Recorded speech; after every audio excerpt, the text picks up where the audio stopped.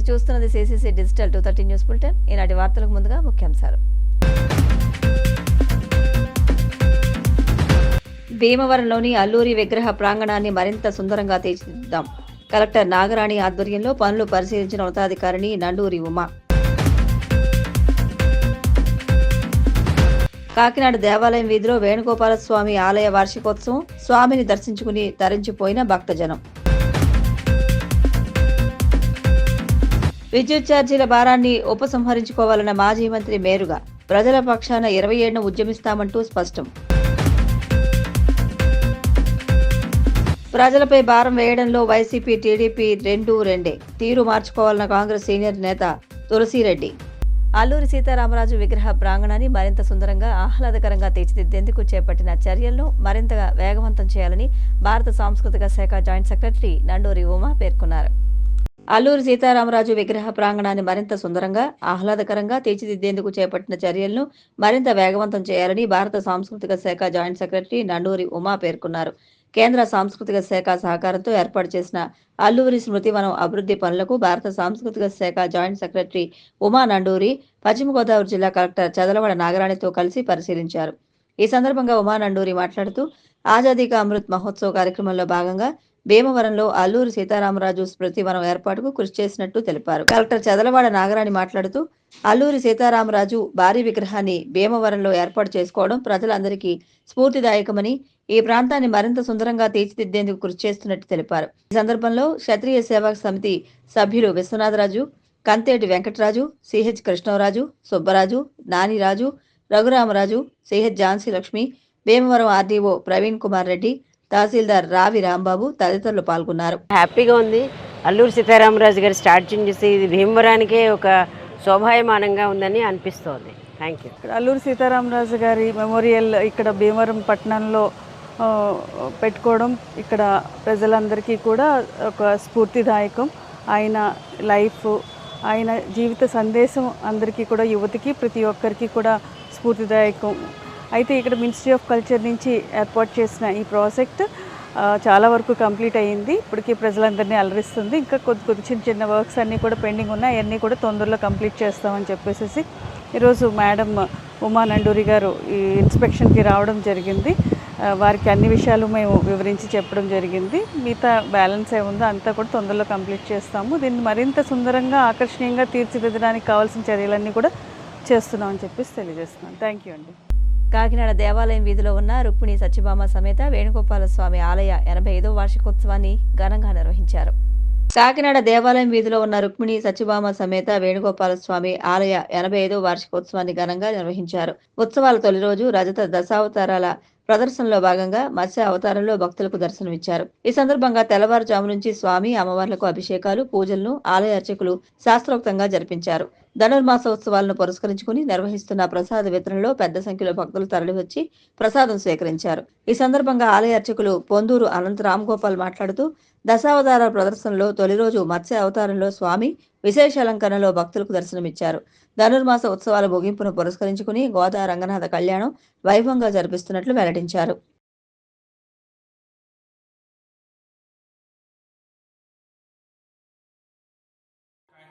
దేవాలయం వీధిలో వేంచేసి ఉన్న శ్రీ వేణుగోపాల స్వామి వారి ఆలయంలో ధనుర్మాస సందర్భంగా రచిత దశావతార ప్రదర్శనలు జరుగుతున్నవి. 278 సంవత్సరాల చరిత్ర కలిగినటువంటి దేవాలయంలో 85వ వార్షికోత్సవంగా ఈ రచిత దశావతారాల ప్రదర్శన జరుగుతోంది. మొదటి రోజు దశావతారాల్లో మత్స్యావతారం ప్రదర్శించబడుతోంది. జనవరి 12వ తారీఖు వరకు ఈ అవతార ప్రదర్శనలు జరుగుతాయి. 13వ తారీఖు శ్రీ గోదా రంగనాథ కళ్యాణం జరుగుతుంది.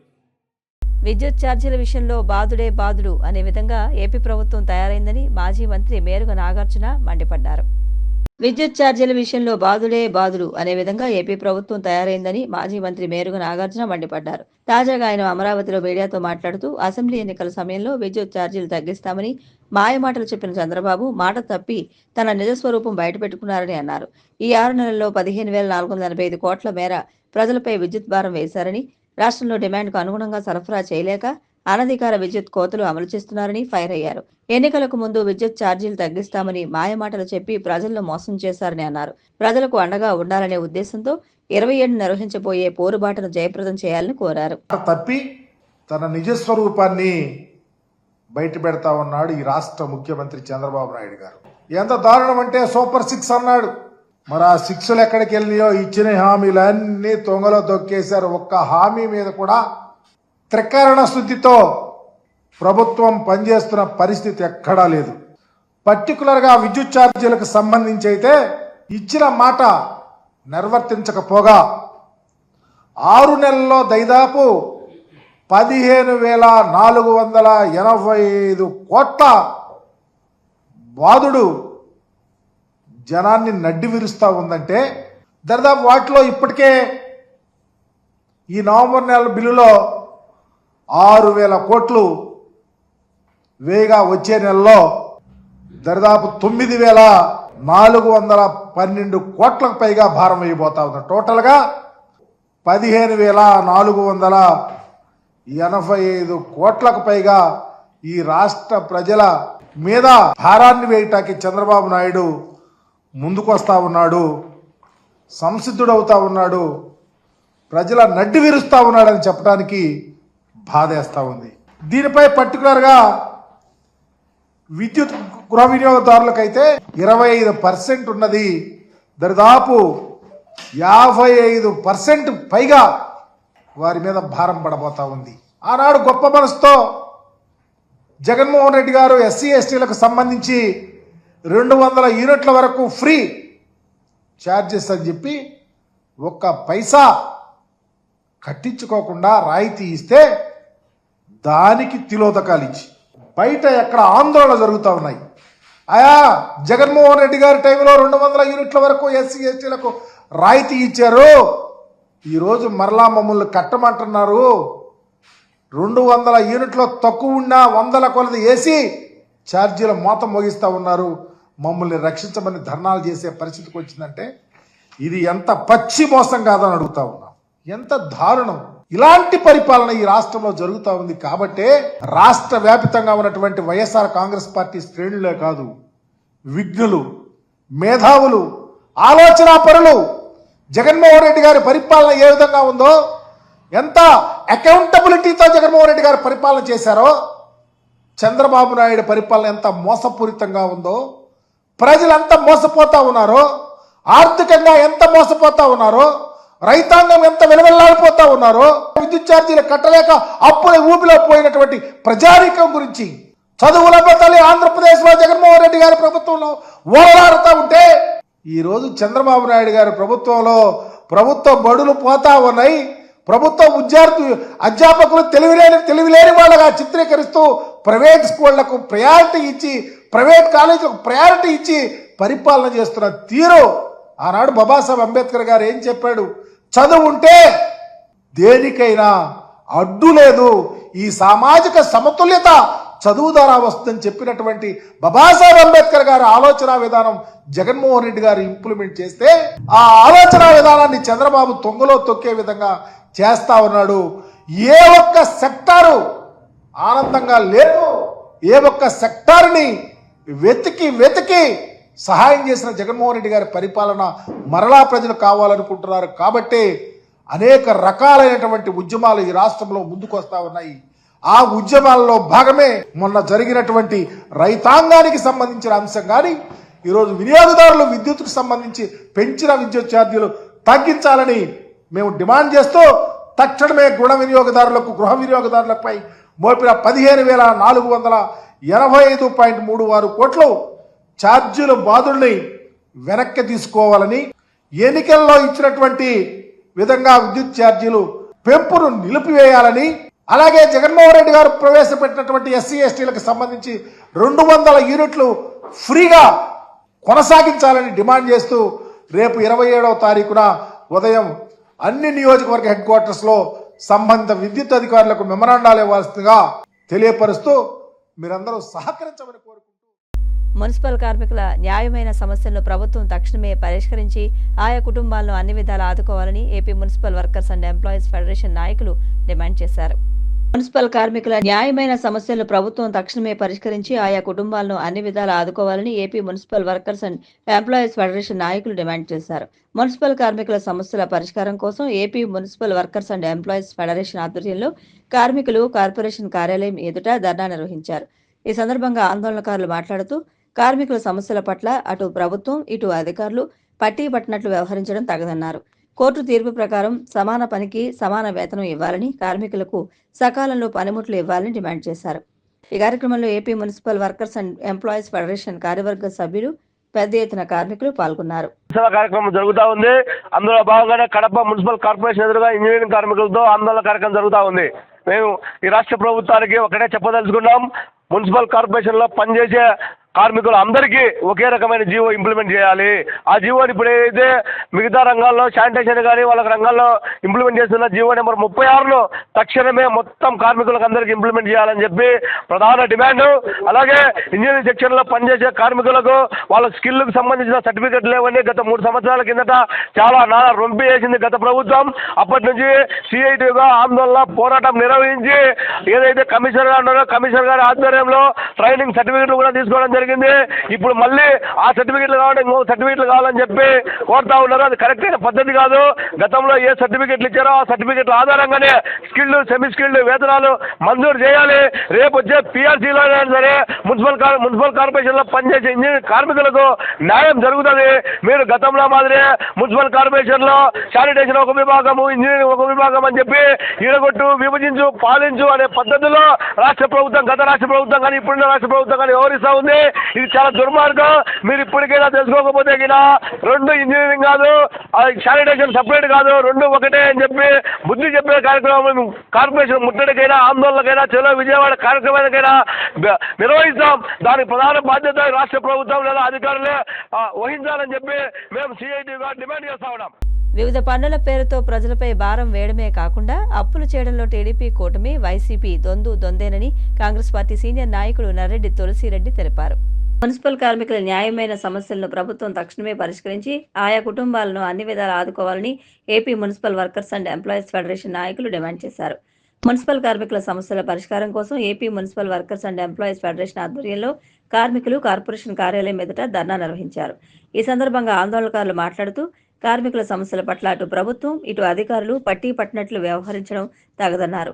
కోర్టు తీర్పు ప్రకారం సమాన పనికి సమాన వేతనం ఇవ్వాలని, కార్మికులకు సకాలంలో పనిముట్లు ఇవ్వాలని డిమాండ్ చేశారు. ఈ కార్యక్రమంలో AP municipal workers and employees federation కార్యవర్గ సభ్యులు పెద్ద ఎత్తున కార్మికులు పాల్గొన్నారు.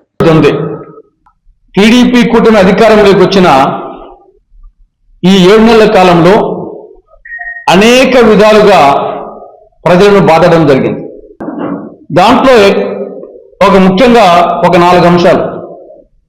ఒకటి, సర్దుబాటు ఛార్జీల పేరుతో విద్యుత్ వినియోగదారుల మీద ఈ 7 నెలల్లోనే 15,485 కోట్ల రూపాయల అదనపు భారం టీడీపీ చంద్రబాబు ప్రభుత్వం మోపడం జరిగింది. ఇది స్మాల్ అమౌంట్ కాదు, 15,485 కోట్ల రూపాయలు సర్దుబాటు ఛార్జీల పేరు. That is number 1. నంబర్ 2, బహుశా రేపు 1 తారీఖు నుంచి కానీ లేకుంటే అతి త్వరలో 20% రిజిస్ట్రేషన్ ఛార్జీల పెంపు జరగబోతా ఉంది. అటు భూముల మీద, గృహ భవనాలు, నివాస భవనాల మీద, వాణిజ్య భవనాల మీద, అపార్ట్మెంట్ మీద, ప్లాట్ల మీద, అటు గ్రామాల్లో, పట్టణాల్లో, నగరాల్లో 20% రిజిస్ట్రేషన్ ఛార్జీల పెంపు జరగబోతా ఉంది. నంబర్ 2. కాబట్టి అటు కరెంటు ఛార్జీలు, ఇటు వరద సెస్సు, ఇటు యూజర్ ఛార్జీలు, ఇటు రిజిస్ట్రేషన్ ఛార్జీల పెంపు, ఈ విధంగా బాధుడే బాధుడు, దంచుడే దంచుడు, పెంచుడే పెంచుడు, బాధుడే బాధుడు, వీర బాధుడు అనే విధంగా చంద్రబాబు ప్రభుత్వం ప్రజల మీద భారం మోపుతా ఉంది. అప్పులే అప్పులు. ఇది ఎలా ఉందంటే, కోడలికి బుద్ధి చెప్పి అత్త తెడ్డు నాకిందని ఒక సామెత ఉంది. గతంలో ఇదే టీడీపీ కూటమి పార్టీలు, వామపక్షాలు, మేము కూడా వైకాపా ప్రభుత్వం, జగన్ ప్రభుత్వం మితిమీరి అప్పులు చేస్తూ ఉంది, రాష్ట్రాన్ని అప్పుల కుప్ప చేస్తూ ఉంది, రుణాంధ్రప్రదేశ్ చేస్తూ ఉంది అని అన్ని పార్టీలు విమర్శించాం. అది వాస్తవం కూడా. ఇప్పుడు టీడీపీ కూటమి చంద్రబాబు ప్రభుత్వము అదే పని చేస్తూ ఉంది, అంతకంటే ఇంకా ఎక్కువ చేస్తూ ఉంది. ఈ యొక్క ఆర్థిక సంవత్సరంలో మొదటి 7 నెలల్లోనే 59,000 కోట్ల రూపాయలు అప్పు చేయడం జరిగింది. మొదటి 7 నెలల్లోనే 59,000 కోట్ల రూపాయలు అప్పు చేయడం జరిగింది ఆల్రెడీ. ఈ ఆర్థిక సంవత్సరం 2024-25లో 91,443 కోట్ల రూపాయలు అప్పు చేస్తామని మన బడ్జెట్లో ప్రవేశపెట్టారు. ఓపెన్ అది, దాని రహస్యం ఏం లేదు. కానీ ఈ ఒక్క ఆర్థిక సంవత్సరంలోనే 91,443 కోట్ల రూపాయలు అప్పు చేస్తుందంట చంద్రబాబు ప్రభుత్వం. ఇది చాలక మళ్ళా పరోక్ష అప్పులు. రాజధాని అమరావతికి విభజన చట్టంలో సెక్షన్ 94 సబ్ సెక్షన్ 3 ప్రకారంగా రాజధానిలో రాజ్భవన్, సెక్రటేరియట్, అసెంబ్లీ, శాసనమండలి, హైకోర్టు, మిగతా ఇన్ఫ్రాస్ట్రక్చర్ వీటన్నింటికీ కేంద్ర ప్రభుత్వము గ్రాంట్ రూపంలో నిధులు ఇవ్వాలి. ఇది చట్టం, షల్, మే కూడా కాదు, ఇచ్చి తీరాల. దీన్ని స్వర్ణ ఆంధ్రప్రదేశ్ అంటారా? దీన్ని వికసిత ఆంధ్రప్రదేశ్ అంటారా? వెల్తీ బాధడము, తర్వాత అప్పులు తేవడమేనా? కానీ ఇప్పటికైనా చంద్రబాబు ప్రభుత్వం, కూటమి ప్రభుత్వం తమ విధానాలు మార్చుకోవాల్సిన అవసరం ఉందని కాంగ్రెస్ పార్టీ హెచ్చరిస్తుంది. దేశానికి సంపూర్ణ స్వరాజ్యం అనే నినాదంతో సిపిఐ ఆవిర్భవించిందని, నేటి నుంచి పార్టీ శతజయంతి ఉత్సవాలు పండుగ వాతావరణంలో నిర్వహించనున్నట్టు గూడూరు సిపిఐ నాయకులు ప్రభాకర్ వెల్లడించారు. వివిధ పన్నుల పేరుతో ప్రజలపై భారం వేయడమే కాకుండా అప్పులు చేయడంలో టీడీపీ కూటమి, వైసీపీ దొందేనని కాంగ్రెస్ పార్టీ సీనియర్ నాయకుడు నర్రెడ్డి తులసిరెడ్డి తెలిపారు. కడపలోని పార్టీ కార్యాలయంలో ఏర్పాటు చేసిన మీడియా సమావేశంలో ఆయన మాట్లాడుతూ, టీడీపీ కూటమి అధికారంలోకి వచ్చిన 7 నెలల కాలంలో అనేక విధాలుగా ప్రజలపై భారం వేస్తున్నాయని అన్నారు. ముఖ్యంగా విద్యుత్ సర్దుబాటు ఛార్జీల పేరుతో వినియోగదారులపై వేల కోట్ల రూపాయల అదనపు భారం మోపడం దారుణమన్నారు. ఇప్పటి వరకు రాష్ట్రాన్ని పాలించిన వారు 10 లక్షల కోట్లు అప్పు చేస్తే ప్రస్తుత కూటమి ప్రభుత్వం అంతకు మించి అప్పులు చేసేలా ముందుకు సాగుతోందన్నారు. కేంద్రం నుంచి రావాల్సిన నిధులను రాబట్టలేక ప్రజలపై భారం వేయడం పాలకులకు తగదన్నారు. కమ్యూనిస్టు పార్టీ ఏర్పాటు చేసుకుని 100 సంవత్సరాలకే అడుగుపెట్టింది. ఈ 100 సంవత్సరాల సందర్భంగా భారతదేశ వ్యాప్తంగా కూడా భారత కమ్యూనిస్టు పార్టీ శ్రేణులంతా కూడా పండగ వాతావరణంలో ఈరోజు కార్యక్రమాలు జరుపుతూ ఉన్నారు. అదేవిధంగా మన తిరుపతి జిల్లాలో కూడా ఈ 100వ సంవత్సరంలోకి అడుగు పెడుతున్నటువంటి సందర్భంలో ప్రతి నియోజకవర్గంలో ప్రతి శాఖలో కూడా ఇలాంటి ఎండాలేసి ఇలాంటి పండుగలు జరుపుకుంటూ ఉన్నాం. ఆ సందర్భంలో మనకు తెలుసు, భారత కమ్యూనిస్టు పార్టీ 1925 డిసెంబర్ 26వ తేదీన కాన్పూర్లో ఏర్పాటు చేసుకున్నటువంటి పరిస్థితి. ఆ రోజు నుంచి కూడా ఈ 1925వ సంవత్సరం నుంచి కూడా భారతదేశ స్వతంత్రం కోసం సంపూర్ణ స్వతంత్రం కావాలని చెప్పి నినాదం ఇచ్చి ఎన్నో పోరాటాలు చేసినటువంటి చరిత్ర భారత కమ్యూనిస్టు పార్టీది. అదేవిధంగా 40 ఏళ్ళు స్వతంత్రం వచ్చిన తర్వాత తెలంగాణ సాయుధ పోరాటంలో అనేక పోరాటాలు జరిగాయి. దాంట్లో కూడా 4,500 మంది కమ్యూనిస్టులని ప్రాణ త్యాగాలు చేసినటువంటి పార్టీ భారత కమ్యూనిస్టు పార్టీ. అదేవిధంగా అక్కడ 10 లక్షల ఎకరాలని అక్కడ పేదవాళ్ళకి పంచిన చరిత్ర భారత కమ్యూనిస్టు పార్టీకి ఉంది. అటువంటి చరిత్ర కలిగినటువంటి కమ్యూనిస్టు పార్టీ ఈ భారతదేశంలో అనేక పోరాటాల ద్వారా మన తర్వాత జరిగినటువంటి ఈ దేశ కాంగ్రెస్ పార్టీతో అనేక పోరాటాలు చేసి అనేక విధాలుగా ఈ కేంద్ర ప్రభుత్వంతో పోరాడి అనేక కార్మిక చట్టాలను తీసుకొచ్చినటువంటి చరిత్ర కూడా భారత కమ్యూనిస్టు పార్టీది. ఆ విధంగా ఎన్నో పోరాటాలు చేసినటువంటి చరిత్ర కలిగినటువంటి కమ్యూనిస్టు పార్టీ ఇవాళ ఇంకా ఇప్పుడున్నటువంటి ఈ విధానాలు చూస్తున్నాం. గత 10 సంవత్సరాలుగా ఇక్కడ ఏంటంటే ఈ యొక్క మతతత్వ పార్టీలు అధికారంలోకి వచ్చి ఈ ఉన్నటువంటి రాజ్యాంగాలను కూడా తిరగదీసి అనేక రకాలుగా తారుమారు చేసేసి అనేక రకాల చట్టాలని రద్దు చేసి పేదవాడికి ఉపయోగపడే విధంగా చట్టాలు లేకుండా ఇక్కడ ఉన్నటువంటి చట్టాలన్నీ కూడా గొప్ప వాళ్ళకి కార్పొరేట్ సంస్థలకు ఉపయోగపడే విధంగా తీసుకొస్తున్నటువంటి పరిస్థితుల్లో భారత కమ్యూనిస్టు పార్టీ ఇంకా ముందు ఇంకా ఎన్నో పోరాటాలు చేయాల్సినటువంటి పరిస్థితి ఉంది. విశాఖ ఆర్కే బీచ్ వేదికగా జనవరి 4వ తేదీన జరిగే నావికాదళ విన్యాసాల్లో పాల్గొనేందుకు రాష్ట్ర ముఖ్యమంత్రి వస్తున్న నేపథ్యంలో సంబంధిత పర్యటన ఏర్పాట్లను ముఖ్యమంత్రి కార్యక్రమాల నిర్వహణ సమన్వయకర్త పెందుర్తి వెంకటేష్ పరిశీలించారు. విశాఖ ఆర్కే బీచ్ వేదికగా జనవరి 4వ తేదీన జరిగే నావికాదళ విన్యాసాల్లో పాల్గొనేందుకు రాష్ట్ర ముఖ్యమంత్రి వస్తున్న నేపథ్యంలో సంబంధిత పర్యటన ఏర్పాట్లను ముఖ్యమంత్రి కార్యక్రమాల నిర్వహణ సమన్వయకర్త పెందుర్తి వెంకటేష్ పరిశీలించారు. నగరానికి వచ్చిన ఆయన Vishwapriya function hall RK beach కు అభిముఖంగా ఏర్పాటు చేస్తున్న ప్రధాన వేదికను joint collector K Mayur Ashok, GVMC commissioner P Sampath Kumar, navy commander Happy Mohan ఇతర అధికారులతో కలిసి పరిశీలించారు.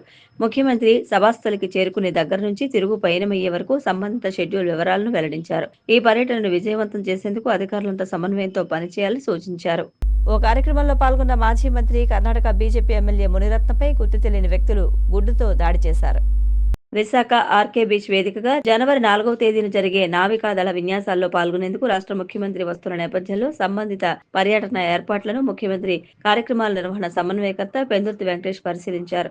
నగరానికి వచ్చిన ఆయన Vishwapriya function hall RK beach కు అభిముఖంగా ఏర్పాటు చేస్తున్న ప్రధాన వేదికను joint collector K Mayur Ashok, GVMC commissioner P Sampath Kumar, navy commander Happy Mohan ఇతర అధికారులతో కలిసి పరిశీలించారు.